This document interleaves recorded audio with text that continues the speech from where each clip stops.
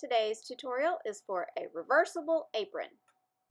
Okay, so the supplies you're going to need for today's project, which is the reversible apron, is you're going to need 2 different fabrics with 1 yard each. I got these at Walmart. They were pre-cut 1 yard fabrics. I have not pre-washed these. If you're worried about your fabric shrinking or your apron shrinking, I would pre-wash and dry these fabrics. But for today, we're just going to roll with it. You're going to need some clips or pins. You're going to need some fabric scissors, and optional would be a rotary cutter and ruler. You'll also need a marking pin of some sort to make some marks on your fabric to cut out the pieces. This is cut out entirely using measurements. So if you've never done that before, it's really easy, but having a good ruler or yardstick, preferably a cutting mat with a quilting ruler, is the best way to go. But it can be done with just a simple ruler or yardstick and some sort of marking pen. And then you'll also need some thread. I can't remember if I said that, and your sewing machine. So let's get cutting. Okay, I have all of my fabric pieces cut out per the measurements in the pattern. So I have my straps out of both different fabrics. I've got 2 of each of the pockets out of each different fabric. And then I have my body pieces out of the 2 different fabrics, and I've got it folded in half with the fold on one side and the 2 cut edges on the other. And I'm just going to line these up so I can cut them all at one time, because what we're going to do is, let me get this one folded straight, is we're going to cut off a diagonal on one end so that it will fit up near your shoulders better. So I'm going to show you how to do that. Get these lined up. You can do these separately if you want to. I just like stacking my fabric, and then that way I get it all done in one step. So I have a non-directional print here. So if you have a directional print, you will want to make sure that your diagonal cut is going to be at the top of your fabric. But you're going to use the measurements in the pattern, and you are going to measure in from the cut edge and then down on the cut edge side. So in the pattern, we are measuring in from this cut edge 7 inches. So I'm going to make a mark right here. And then we're going to cut down the side. We're going to measure down 10 and make a mark there. And then we're going to draw a diagonal line between the 2.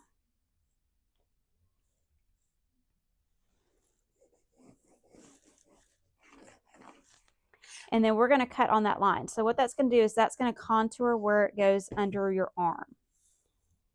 So make sure that your directional print is facing, that this is the top of your directional print. You can see that.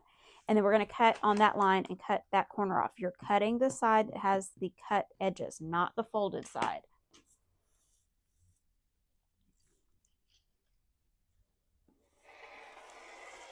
So we're just going to cut across there. And that's going to contour the top of your apron. So then the top of your apron should look like this. So we're going to attach straps here, and put a pocket on it in the middle. All right, our first step at the sewing machine is going to be to sew our ties for our apron.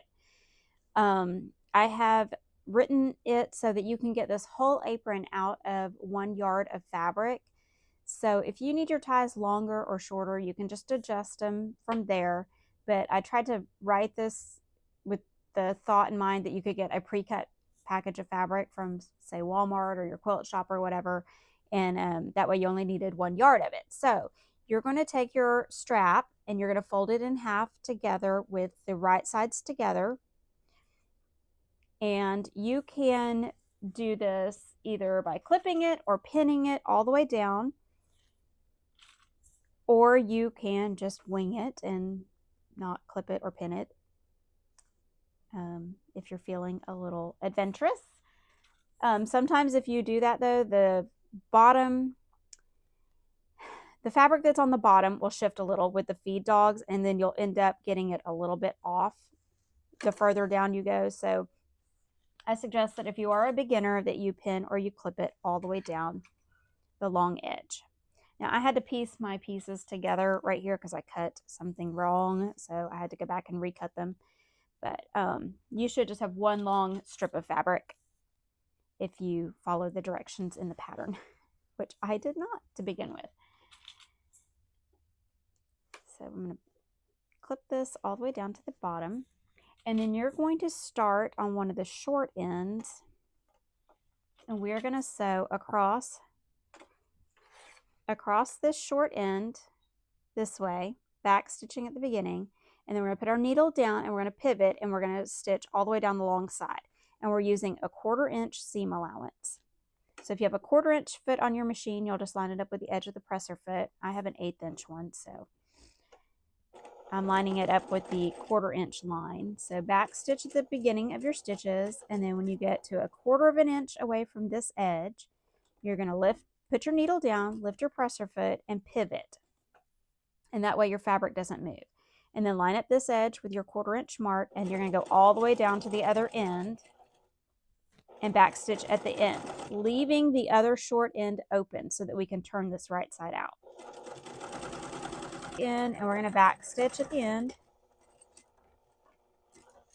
so that when we go to turn it, the stitches won't pull loose. So there's different ways you can turn a loop like this. You can take a safety pin and pin it in this end and then poke the safety pin down this way. You could use a chopstick, which I don't think I have one in here anymore. No, I don't. You can use a chopstick and poke it in the end that's sewn and then feed the fabric like this down the chopstick and turn it. Since I don't have either one of those, I am going to improvise and I'm going to use one of my lighters and not light it. So you'll just feed this all the way down until the other end pokes out the open end. If you have something really long like a chopstick, that works out great. They do make little tubes that you can use in a little kit that comes with like a stick and a tube to do this too. That works good too, but sometimes you have to improvise. So you're going to just keep going until the other end comes out of the open end, and then you're just going to pull this until it turns right side out, and then you're going to take this over to your iron and you're going to iron it all flat with the seam over to one side. So do that to all 4 of your straps and then go press them, and I will meet you back over here. All right, we're moving on to the pockets. So you're going to take your 2 pocket pieces and you're going to put them right sides together. You can mix and match this fabric however you want. I'm just matching mine up to the same fabrics on both pockets. You're going to sew all the way around all 4 sides, but on the bottom edge you're going to leave an opening about 2 to 3 inches long. So I marked that with a little mark there with my chalk pencil. And then you're going to back stitch here and you're going to sew all the way around and back stitch at the end again. This is where you're going to turn it right side out through. Now when you get to the corners, remember you're going to put your needle down, pivot, and then put your presser foot down and sew. So you're learning how to pivot corners making these pockets.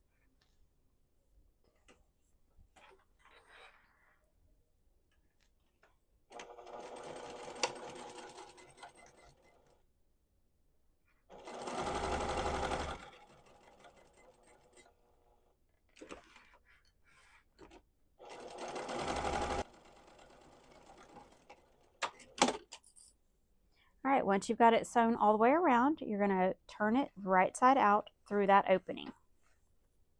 Okay, once you've got it turned right side out, use something like a point turner. My husband made me these with my company name on them, or a chopstick or a pencil, something not super pokey, but that can poke these corners out to make them nice and sharp. Just don't poke through your fabric. And then you're going to take it to your ironing board and iron it nice and flat, folding that open little spot in a 1/4 inch so that the bottom edge is all nice and straight. So you're going to fold in the little opening here and iron this. And once it's ironed flat, this is going to be your pocket piece, and this will be the bottom of the pocket. So when we sew it on the apron, we're going to sew 3 sides, so that will close up this opening.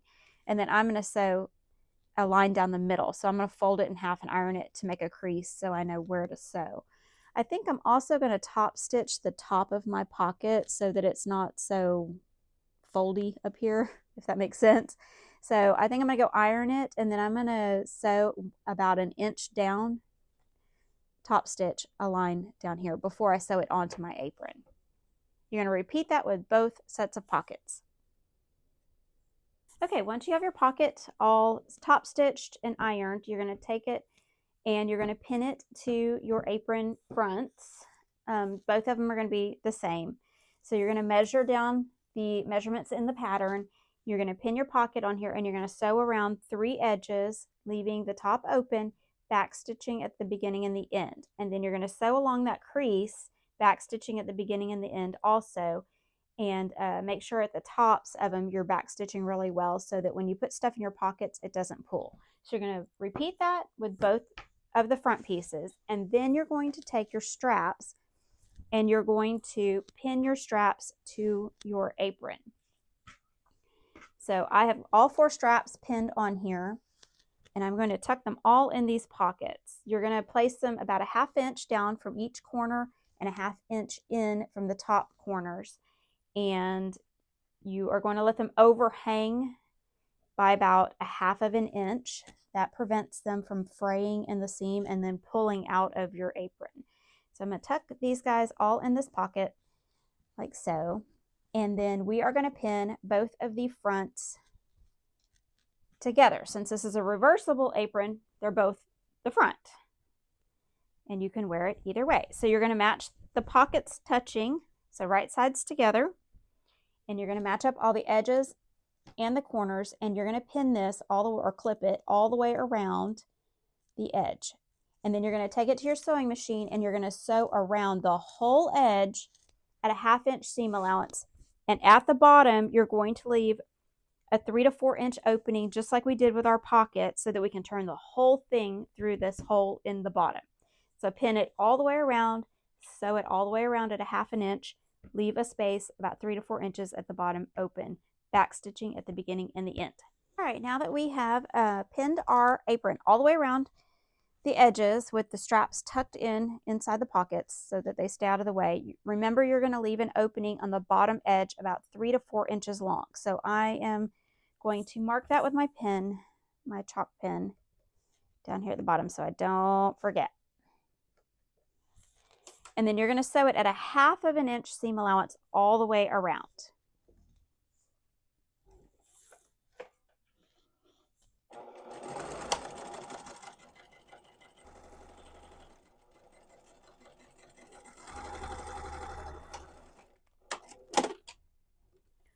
Okay, once you've sewn all the way around, you're going to clip your corners on all of the corners. So what that means is you're going to clip off the corner where you pivoted your seam. You want to make sure that you cut it close to, but not through, any of your stitching. And what that's going to do is that's going to create less bulk in the corner when you go to cut it. When you go to turn it right side out, then your corners will poke out a little more sharply. My fabric shifted right there, so just trimming that off. Leave your tabs on your straps sticking out. Don't cut those off because that will prevent it from fraying and pulling out of your apron. But just anywhere where you pivoted, you're going to clip the corners off, and then you're going to turn it right side out and give it a good press. Once you have your apron all pressed, you're going to top stitch all the way around the edge at a 1/4 inch seam allowance from the edge. I like to start at the bottom where that opening was, so I make sure that I get that closed up good.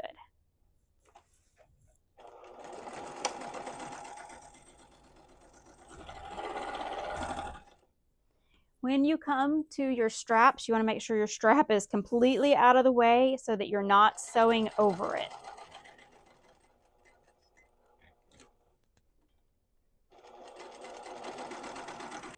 And then you're going to meet right back up where you started.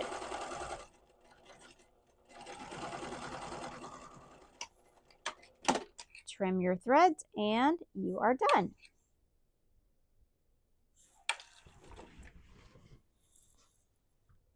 And your apron is done. So you have a really cute little reversible apron. The strap on me is long enough to wrap around and tie in the front, but it should be plenty long to tie in the back. So you can tie it in the back and tie a big bow and make it look super cute. I think this would be adorable.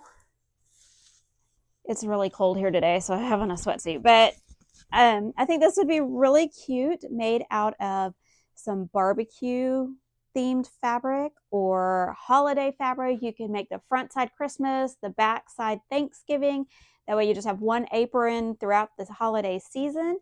I'm going to use mine. I'm going to hang mine by the back door so I can use it when I go out to collect eggs, because I'm always like trying to carry in eggs in my hands. And this way I can put them in the pockets. And the good thing about this one is that if you get tired of one side, you can just turn it around and you've got a completely different apron on the other side. So I hope you guys enjoyed this tutorial. Be sure to follow me on all the social media. I am at By the Bay Bag Co. on everything. And be sure to follow along, subscribe to this channel so that you can stay tuned for all of my tutorials that are coming out. It's getting late in the afternoon and I'm having a hard time talking. My plan for this year is to release one pattern every week this year. So by the end of 2025, I should have 52 patterns out. Some of them are going to be beginner, some are going to be intermediate, and some are going to be advanced.